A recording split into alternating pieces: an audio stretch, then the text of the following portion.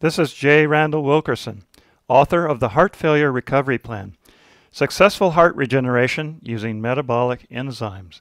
This is part 31 of a 58-part video series. Please review our introductory video for a background on this book. We are going to cover every single chapter and subchapter of the book. The part 31 is chapter 8 under diet and covers the subject of fats. At first, you may think, well, I'm going to say you have to have a low-fat diet. That's not true.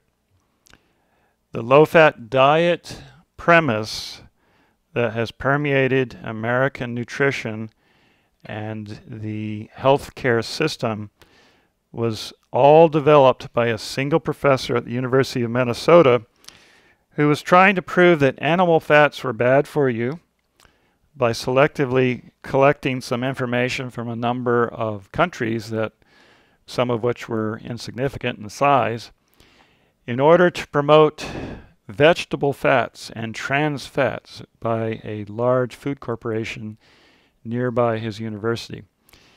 Since then, a book called The Big Fat Surprise by Nina Techholz has revealed that a low-fat diet is not healthy. We're not going to say that you should go out and consume every kind of bad fats and every kind of fried fatty foods. That's not the case. The heart works most efficiently in converting energy through carnitine transfer of fatty acids, or just plain fats. 60% of the heart's energy comes from fats, and fat storage has the highest efficiency in pounds per calorie. A single pound of fat can provide 3,500 calories. That's why it's so hard to lose the fats if you're overweight, whereas carbohydrate storage in the body is limited to about 2,000 calories at max. Competition athletes will load up on carbohydrates, particularly bicyclists. Lately in the Tour de France, you will see the athletes love tons of pasta and spaghetti so they can load up on carbohydrates. But for heart failure recovery, the lowest impact food source to provide energy to the heart is fats. Now, fats have changed over the years. In the times of our grandparents, most meats were raised in pastures on grass, which provided omega-3 healthy fats in the beef, in the chicken. But for the past few decades, all the foods in the markets have been feedlot raised on inflammatory omega-6 oils in the grain. That has led to quite a bit of inflammation in the heart, increasing heart failure and heart disease to a considerable degree. Now, grass-fed beef is becoming available in most supermarkets. You may have to ask for it and look for it. In the local Publix markets in Florida, it occupies a little tiny section of the meat case, no more than 12 inches wide. The point of omega-3 and the 6 oils is that you're going to still need both in a balanced ratio, but you need to replace the vast majority of oils that are entirely omega-6s with as much omega-3 as possible.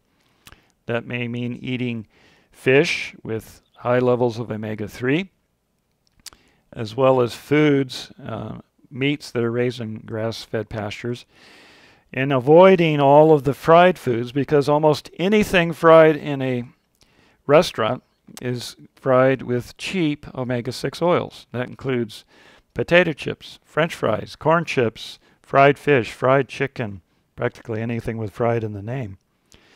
If you're confused, join the club. It was essentially a fraud campaign to promote hydrogenated fats, which are now being banned by the FDA entirely throughout the American market. And now we are starting to find out how bad that period was. You can see it in heart disease numbers. They're just off the charts in numbers of people who are dying. A single ounce of oil or fat is 28,000 milligrams. So consuming omega-3 fats as capsules from the vitamin store is entirely impractical. You're going to need quantities, basically bottles that contain more omega-3s than at any time in the past.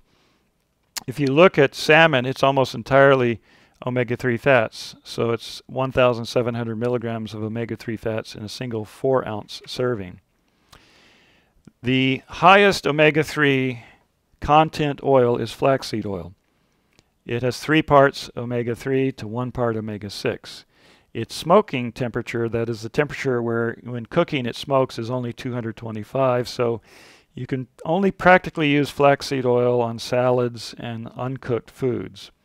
It has to be kept refrigerated. It must be bought fresh and used up quickly because it can go rancid. So it's probably the most unstable of all the oils possible. Now the next best is macadamia nut oil. It's 1 part omega-3 to 1 part omega-6. The smoke temperature is 390, so you can actually saute at moderate temperatures in a frying pan, fish, vegetables, anything. Canola oil has 1 part omega-3 to 2 parts omega-6. If you can find one that's not been genetically modified, that would be a healthy alternative. But most of the canola seeds are now part of significant genetic engineering. Hemp seed oil is 1 part omega-3 to 3 parts omega-6. Now that is a good ratio. Generally, you want to shoot for a diet with about 4 parts omega-6 to 1 part omega-3 or better. That has been found to decrease deaths from heart disease by 70% in a clinical trial reported in Biomed Pharmacology. Yes, 70% decrease in death from heart disease by switching to a higher omega-3 oil.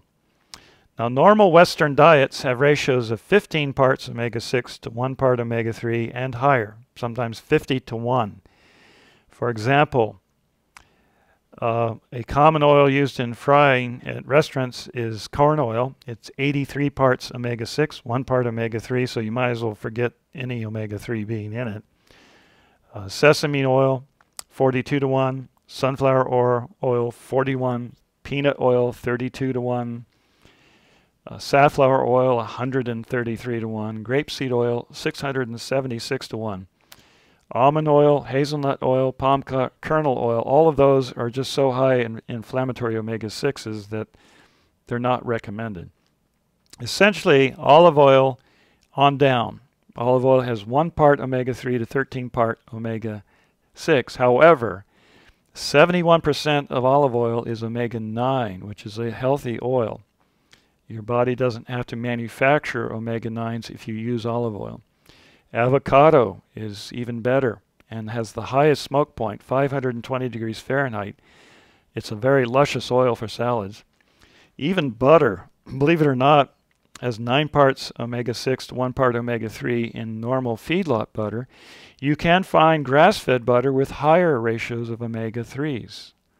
Just look for it at your supermarket. So nearly everyone has heard about the bad fats, the hydrogenated trans fats. Essentially, any fats or oils that you find that are solid at cool temperatures, they've been hydrogenated. Excepting butter and a few natural things like that, you don't find vegetable fats that are solids at room temperature. Now, many snacks have been cooked in cottonseed oil. Chips of all kinds, salad dressings, countless foods. Cottonseed oil is a special case. It's loaded with poisons and pesticides because it's raised to make cotton fiber, cotton clothes. It's not raised for oil. So the FDA and the EPA don't consider that it's going to become a food product later because the seeds are practically free. Watch your labels. All your foods, if it has cottonseed oil, it is loaded with cyanide, trifluralin, dicofol, nalid, propagate, just all kinds of hard to pronounce insecticides and pesticides. So in summary, feed your heart on foods that provide energy that provides easy power conversion to the heart muscle. Select cooking oils that are high in omega-3s. Provide your heart with an ideal source of energy and avoid the processed food and snacks that will use the lowest price oils, which are almost always high in omega-6 inflammatory fats. I'm J. Randal Wilkerson, author of the Heart Failure Recovery Plan, Successful Heart Regeneration Using Metabolic Enzymes. This book is available from Amazon in print and Kindle edition, from the Apple iTunes Store in the iBooks edition, from eBay in a print edition, and from the publisher, Wilkerson & Hughes, P.O. Box 777, Altoona, Florida, 32702. Just enclose a check for $24 for the book, plus shipping and handling. Thank you for listening.